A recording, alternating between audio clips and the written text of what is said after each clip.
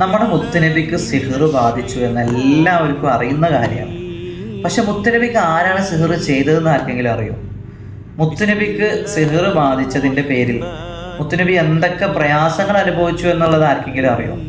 വളരെ ചുരുക്കം ആളുകൾക്ക് മാത്രമേ അത് അറിയുള്ളൂ.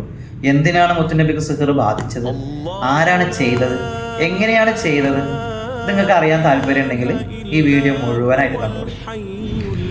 ലബീദ് ബിൻ അഹ്സം എന്ന് പറയുന്ന ഒരു ജൂതനാണ് പ്രവാചകനെ സിഹ്ർ ചെയ്തത്. എങ്ങനെയാണ് ചെയ്തതെന്നറിയോ? റസൂലുള്ളാഹിന്റെ മുടിയെടുത്തിട്ട് 11 കെട്ട് കെട്ടി. നോക്കണം നിങ്ങൾ, നമ്മളെ ഈ നൂറ്റാണ്ടിൽ നടന്ന സംഭവമല്ല ഞാൻ പറയണത്, അള്ളാഹിന്റെ റസൂലിന്റെ കാലത്ത് നടന്ന സംഭവം. റസൂലുള്ളാഹിന്റെ മുടിയെടുത്തിട്ട് അതിൽ 11 കെട്ട് കെട്ടിയിട്ട് അതൊരു കിണറ്റിൽ കൊണ്ടുപോയി സൂക്ഷിക്കുകയായിരുന്നു, ഒരു ഈത്തപ്പഴത്തിന്റെ ഓലയിൽ പൊതിഞ്ഞിട്ട്. ഏതാണ് കിണറെന്നറിയോ? മദീനയിലെ ബനു സുറൈഖ് ഗോത്രക്കാരുടെ ഉടമസ്ഥതയിലുള്ള ദർവാൻ എന്ന് പറയുന്ന കിണറ്റിലായിരുന്നു ഈ സിഹ്റിനെ ഒളിപ്പിച്ചു വെച്ചത്. പിന്നെ എങ്ങനെയാണത് പുറത്തെടുത്തതെന്നറിയോ? റസൂലുള്ളാഹിക്ക് ഒരുപാട് ബുദ്ധിമുട്ടുകൾ വന്നു സല്ലല്ലാഹു അലൈഹി വസല്ലം. ക്ഷീണം, അതുപോലെ തന്നെ പനി, ചെയ്യാത്ത കാര്യങ്ങൾ ചെയ്തു എന്ന് തോന്നുക, ചെയ്ത കാര്യങ്ങൾ മറന്നു പോവുക, ഇങ്ങനെ മാനസികമായിട്ടുള്ള പ്രശ്നങ്ങളൊക്കെ റസൂലുള്ളാഹിക്ക് പിടിപെട്ടു. റസൂൽ ഒരുപാട് അള്ളാഹുവിനോട് ദുആ ചെയ്തു. അപ്പോഴാണ് 2 മലക്കുകൾ മനുഷ്യരൂപത്തിൽ റസൂലുള്ളാഹിന്റെ അടുത്ത് വന്നു.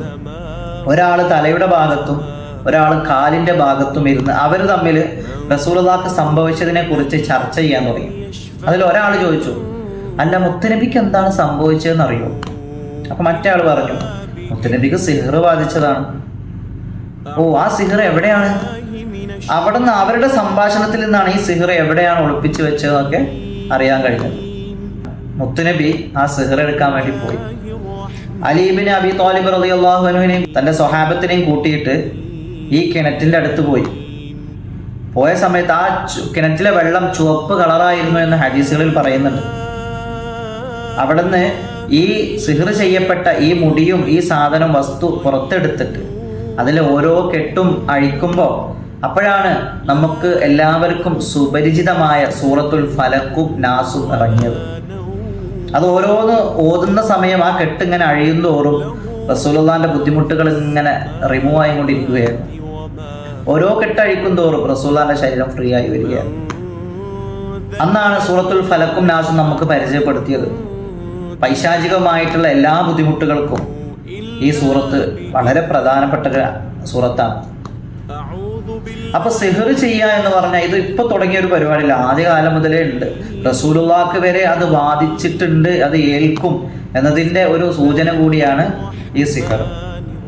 ഇന്ന് ഏറ്റവും കൂടുതൽ മനുഷ്യര് ബുദ്ധിമുട്ടുന്ന ഒരു പ്രധാനപ്പെട്ട ഒരു വിഷയമാണ് സിഹ്ർ. ഇതൊന്നില്ലാത്ത സ്ഥലങ്ങൾ വളരെ കുറവാണ്. നമ്മളൊക്കെ കുടുംബത്തിലുണ്ടാവും.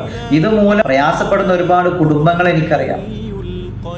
എന്താണ് സിഹ്ർ ചെയ്യാൻ പ്രധാനമായിട്ടുള്ള കാരണം എന്നറിയും?